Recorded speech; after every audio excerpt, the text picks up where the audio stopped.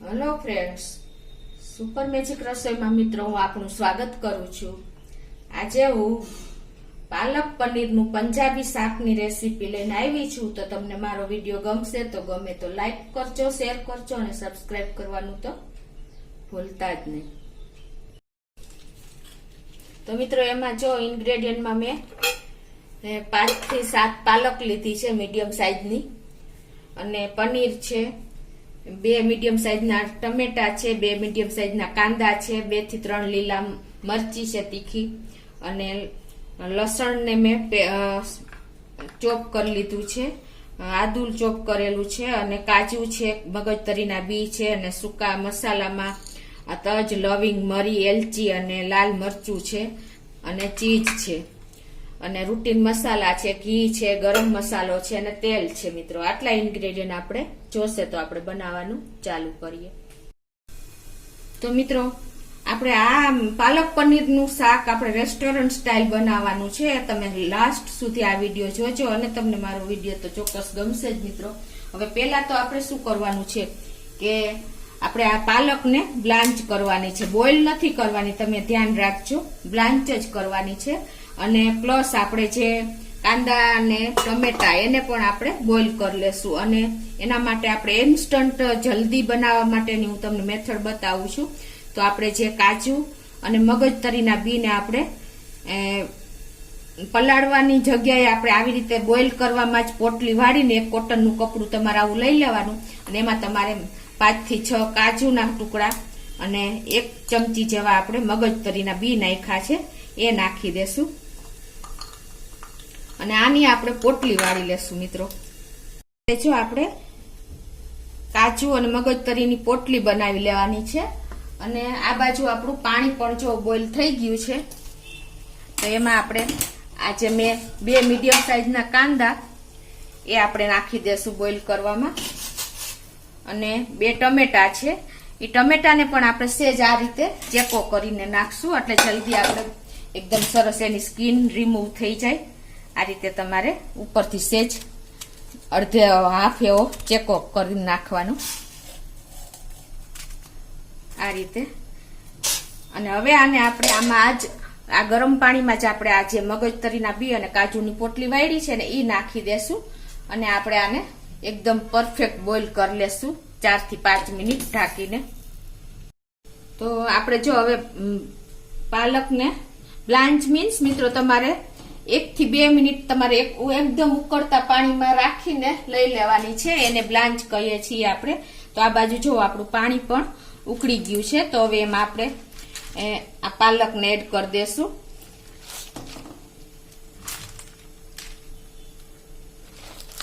આવી રીતે તમારે ડૂબડૂબી રાખવાની છે।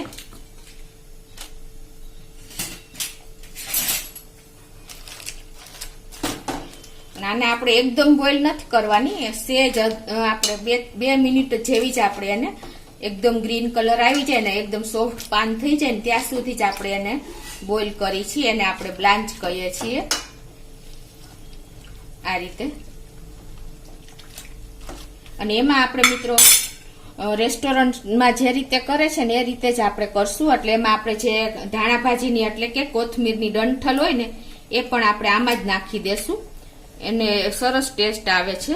અને 2 થી 3 આપણે તીખી મરચી પણ નાખી દેશું આમાં બ્લાન્ચ કરવામાં જ।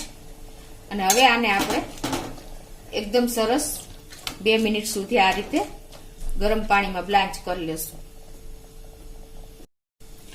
અને મિત્રો આપણે આ 5 થી 7 પૂરી જે પાલકની નાની એવી જુડી છે ને એ વજનમાં અંદાજે 250 ગ્રામ જેવી આપણે લીધી છે। 2 મિનિટ થઈ ગઈ છે અને આપણી પાલક પણ સરસ એકદમ સરસ બ્લાન્ચ થઈ ગઈ છે।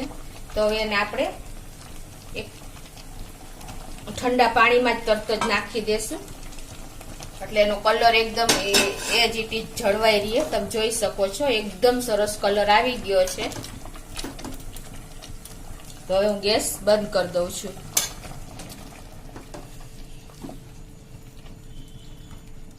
અને એને આપણે એકદમ ચીલ્ડ પાણીમાં નાખી દેશું, એટલે તમે જોઈ શકો છો। તો જો 4 થી 5 મિનિટ થઈ જ છે, અને આપણા કાંદા અને ટમેટા ને કાજુ ને મગજતરીના બી એ પણ બ્લાન્ચ થઈ ગયા છે, મરચી ને. તો હવે આપણે આને બંધ કરી દેશું અને એને પણ આપણે એક પ્લેટમાં લઈ લેશું.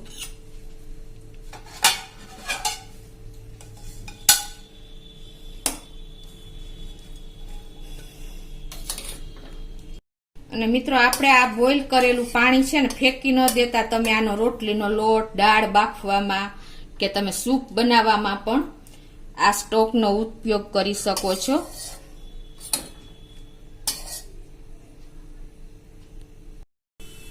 હવે મિત્રો આપણે આ ટમેટાની છાલ પણ જો આ રીતે રિમૂવ કરી લેશું ઠંડા થાય એટલે. સેજ ગરમ છે.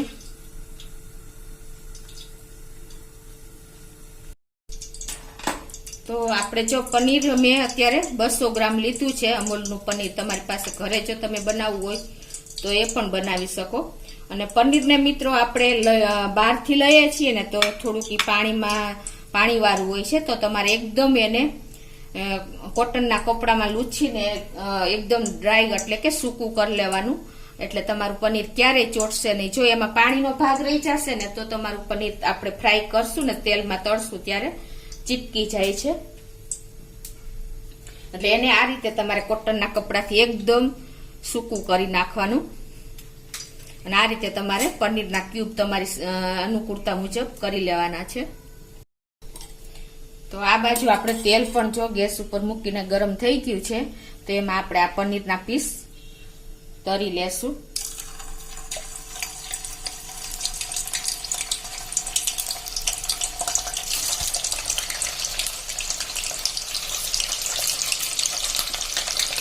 હલકા એવા આપણે બ્રાઉન કરશું મીડિયમ ફ્લેમ ઉપર.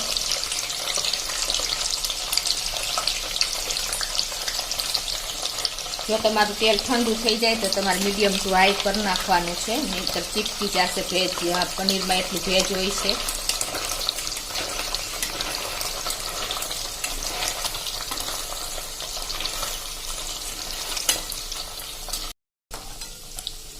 તો આ રીતે આપણે જો હલકા બ્રાઉનનું એવું તળી લેવાનું છે અને એને આપણે હવે એક પ્લેટમાં લઈ લેશું.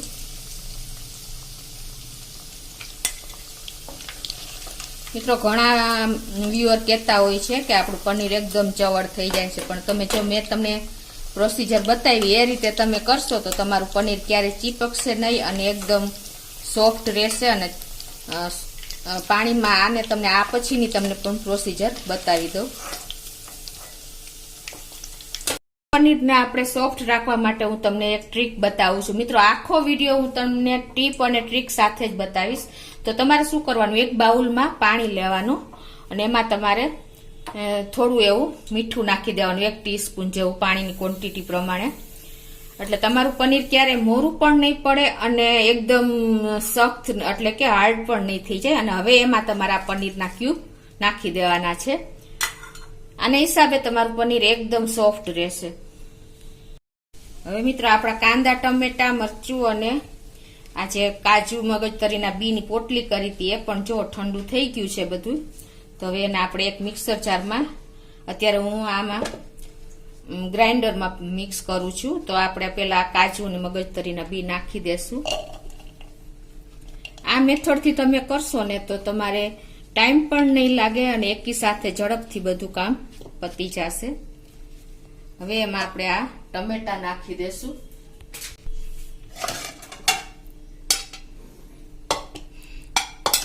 અને આપણે જે આ કાંદા પણ આપણે બોઇલ કર્યા છે એને આ રીતે પીસ કરીને નાખી દેશું.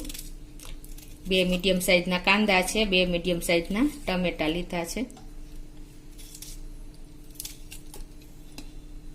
અને આ એક મરચું આપણે બોઇલ કરેલું છે રેડ, ઈ પણ નાખી દેશું. હવે મિત્રો આમાં આપણે સૂકા મસાલા નાખશું. એના માટે હું 2 થી 3 પીસ તજના નાખું છું અને 2 થી 3 એલચી નાખું છું અને 8 થી 10 મરીના દાણા છે અને 4 થી 5 લવિંગ છે. હવે આને આપણે બ્લેન્ડરથી બ્લેન્ડ કરી લેશું. આ રીતે આપણે એકદમ સરસ પ્યુરી કરી લેશું. તો આપણો પલ્પ પણ તૈયાર થઈ ગયો છે. એને આપણે એક બોલમાં લઈ લઈશું.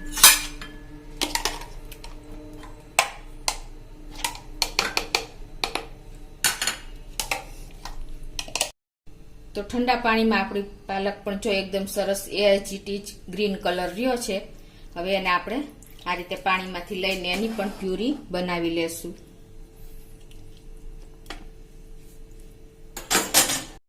તો આપણી પાલકની પણ જો પ્યુરી એકદમ સરસ તૈયાર થઈ ગઈ છે. હવે આપણે આગળની પ્રોસીજર કરશું. તો હવે આપણે વઘારની તૈયારી કરશું. એના માટે ગેસ ઓન કરીને પેનમાં આપણે 1 ટેબલ સ્પૂન જેવું તેલ મૂકશું.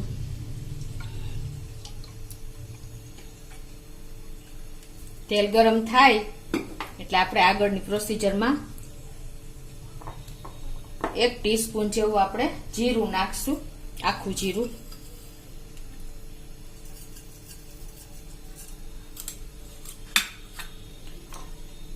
અને 1 ટીસ્પૂન આપણે ચોપ કરેલું લસણ નાખશું. મિત્રો આપણે રેસ્ટોરન્ટ સ્ટાઇલ બનાવવા જઈ રહ્યા છીએ એટલે જો તમે ચોપ કરેલું નાખશો તો શાકમાં એકદમ સરસ ટેસ્ટ આવશે.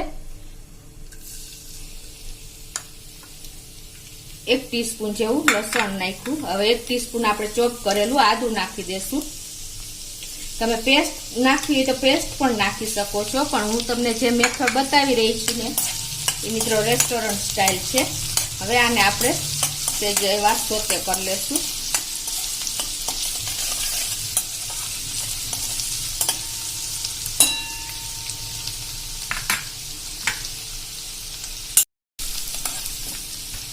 હવે આપણે આદુ લસણ પણ એકદમ સરસ થઈ ગયું છે તૈયાર. હવે એમાં આપણે આ ટમેટા કાંદાની જે પેસ્ટ કરી છે એ એડ કરી દઈશું.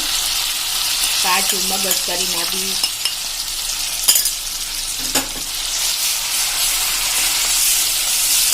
અને ગેસની ફ્લેમ અત્યારે આપણે મીડિયમ રાખી છે. હવે એને આપણે 1 મિનિટ આ રીતે સોતે કરશું. મસાલા કરી લેશું. આપણી પલ્પ 1 મિનિટ થઈ ગઈ છે. તો એમાં આપણે 1 ટીસ્પૂન જેવું લાલ મરચું નાખશું. મરચું કેર કરીને નાખવાનું, કેમ કે આપણે આમાં બોઇલ પાલકમાં પણ આપણે લીલા મરચા નાખ્યા છે. 1 ટીસ્પૂન આપણે ધાણા જીરું નાખશું. અડધી ટીસ્પૂન આપણે હળદર નાખશું. અને આને પણ આપણે પલ્પ સાથે સોતે કરી લેશું.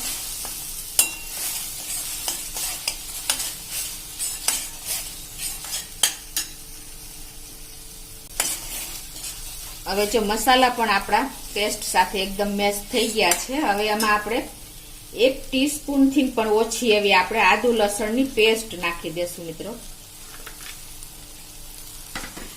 આને હિસાબે આપણું એકદમ સરસ ટેસ્ટ આ ગ્રેવીને હિસાબે આવે છે શાકમાં. હવે આપણી ઓલરેડી આ પાકેલી જ ગ્રેવી છે, કેમ કે આપણે ટમેટા અને કાંદાને બોઇલ કર્યા હતા. હવે આ સ્ટેજે આપણે એમાં પાલકની પ્યુરી નાખી દેશું.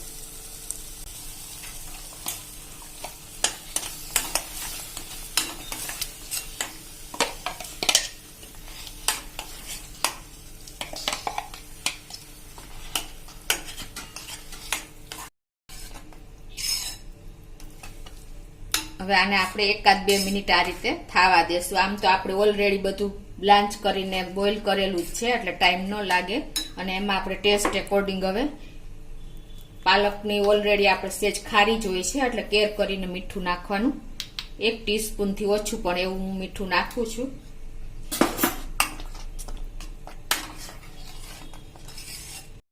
તો હવે મિત્રો આપણે એક secret ingredient restaurant style palak paneer બનાવવા માટે એડ કરશું. એ પણ હું તમને બતાવી દઉં. એ સિક્રેટ ઇન્ગ્રેડિયન્ટ મિત્રો આપણે છે ચીઝ. આપણે 1 ક્યુબ ચીઝનું નાખી ગ્રેટ કરીને નાખી દેશું.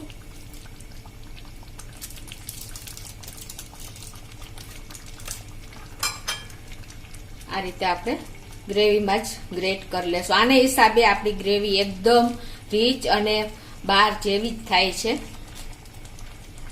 તમે એક વખત આ રીતે પણ ટ્રાય કરજો મિત્રો. હું તમને આ બધી આખી સબ્જીમાં હું તમને ટીપ બતાવતી ગઈ છું.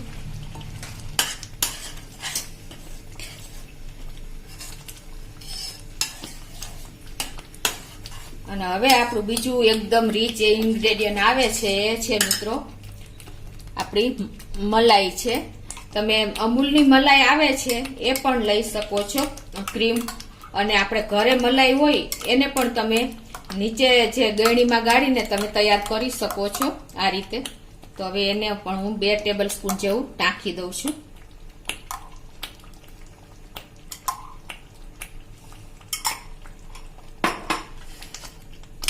અને હવે આ બધું આપણે સરસ મિક્સ કરી લેશું, 1 મિનિટ થાવા દેશું. અને આને આપણે થોડીક વાર ઢાંકી પણ દઈએ 2 મિનિટ સુધી, એટલે એકદમ સરસ આપણી ગ્રેવી તૈયાર થઈ જાય. તો આ બાજુ જો આપણે પનીર પાણીમાં નાખ્યું હતું, એકદમ સોફ્ટ છે. જો તમને બતાવી દઉં, જો છે ને, નથી એકદમ હાર્ડ થયું અને જો એવું જ આપણે તૈયાર થયું છે. અને આ તમને મોરું પણ નહીં લાગે કેમ કે આપણે એમાં મીઠું નાખ્યું છે. આપણે આ પનીર હવે જે પાણીમાંથી લીધું એ આમાં એડ કરી દેશું અને એને આપણે આ રીતે 1 મિનિટ થાવા દેશું. આપણે પનીર નાખ્યું એને પણ 1 મિનિટ થઈ ગઈ છે અને આપણી જો એકદમ સરસ જોઈ એવી આપણી શાકની કન્સિસ્ટન્સી થઈ ગઈ છે. તો હવે આપણે ગેસ બંધ કરી દેશું. ઉપરથી વઘારની તૈયારી કરશું. એના માટે હું અત્યારે એક પેન લઈને ગેસ ઓન કરું છું અને એમાં આપણે 2 ચમચી જેવું આપણે ઘી નાખશું.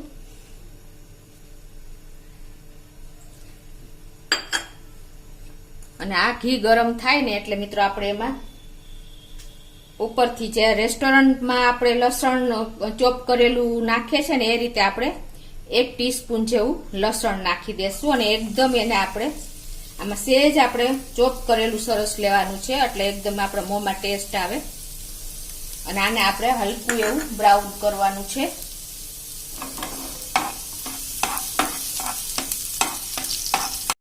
તો આપણું લસણ પણ જો બ્રાઉન થઈ ગયું છે. તો હવે એને આપણે આ શાક છે પાલકનું એમાં જ રેડી દેશું ઉપરથી આ રીતે.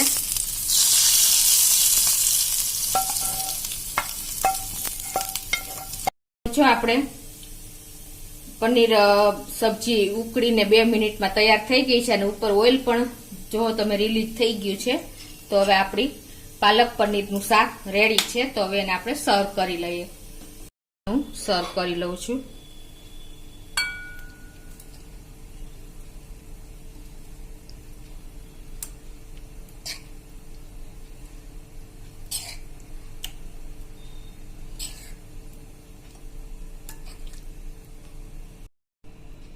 હવે એમાં આપણે જે આ થોડુંક લસણ વધ્યું હતું સાંતળેલું એ પણ ઉપરથી ડેકોરેશન આ રીતે કરી દેશું.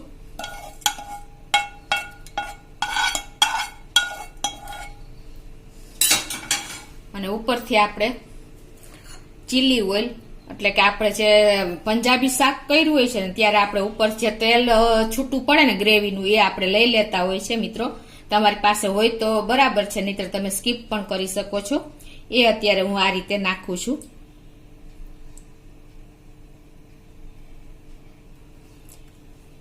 અને હવે ઉપરથી આપણે ક્રીમ એટલે કે આ મારી પાસે અત્યારે તમે અમૂલનું ક્રીમ પણ નાખી શકો છો. મારી પાસે અત્યારે ઘરની મલાઈ છે એ હું નાખી રહી છું.